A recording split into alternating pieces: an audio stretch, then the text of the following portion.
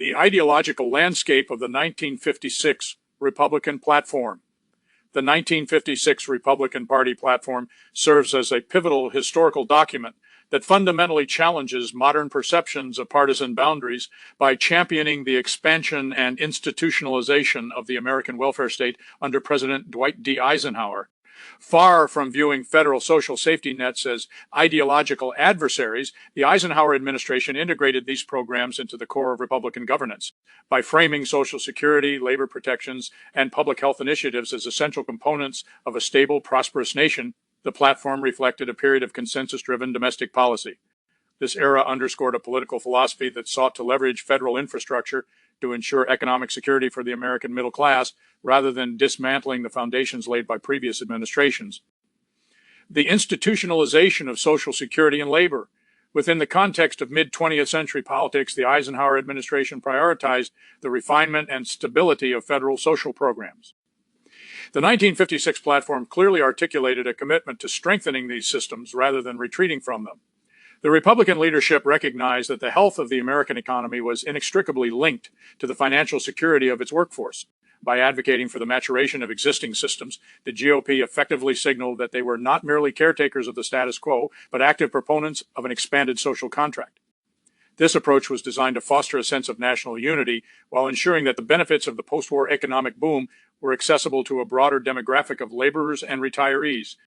The extension of Social Security, the platform proudly touted the extension and perfection of Social Security, highlighting the successful enrollment of millions of previously excluded workers. This effort demonstrated an intent to make federal retirement and disability security a universal standard rather than a niche policy, thereby cementing its role as a permanent pillar of domestic stability. Support for labor and economic security, recognizing the necessity of a protected workforce, the platform explicitly promoted the rights of labor unions to engage in collective bargaining. Furthermore, the commitment to maintaining and enhancing the minimum wage and federal unemployment insurance systems showcased a pragmatic approach to preventing economic volatility and supporting the livelihoods of the working class. Advancements in public health and social welfare. The creation of the Department of Health, Education, and Welfare during the Eisenhower years marked a significant shift in how the federal government viewed its responsibility toward the public good. The 1956 Republican platform emphasized that federal investment in the physical and intellectual infrastructure of the nation was a mandate for future growth. By centering medical research and healthcare infrastructure, the administration sought to demonstrate that administrative competence and federal funding could go hand in hand.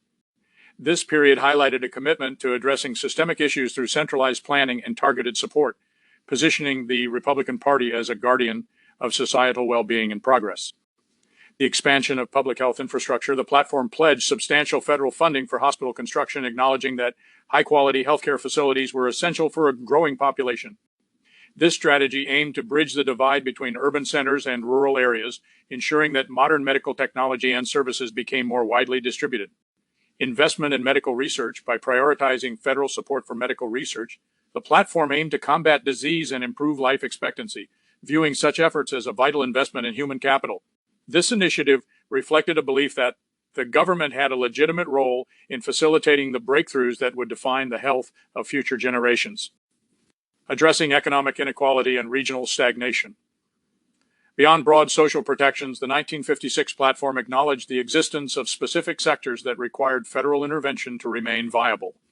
The focus on low-income assistance, particularly regarding farm families and regions suffering from chronic unemployment, illustrated a nuanced understanding of economic disparity. This dimension of the platform challenged the notion that a purely laissez-faire approach could resolve regional economic imbalances. By pledging direct government assistance, the GOP sought to stabilize the agricultural economy and provide a bridge for communities struggling to adapt to changing industrial landscapes.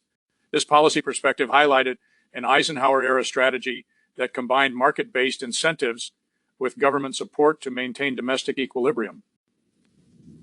Assistance for rural and farm families. The platform recognized the unique challenges faced by small farmers and rural populations, proposing federal programs designed to alleviate poverty and boost productivity.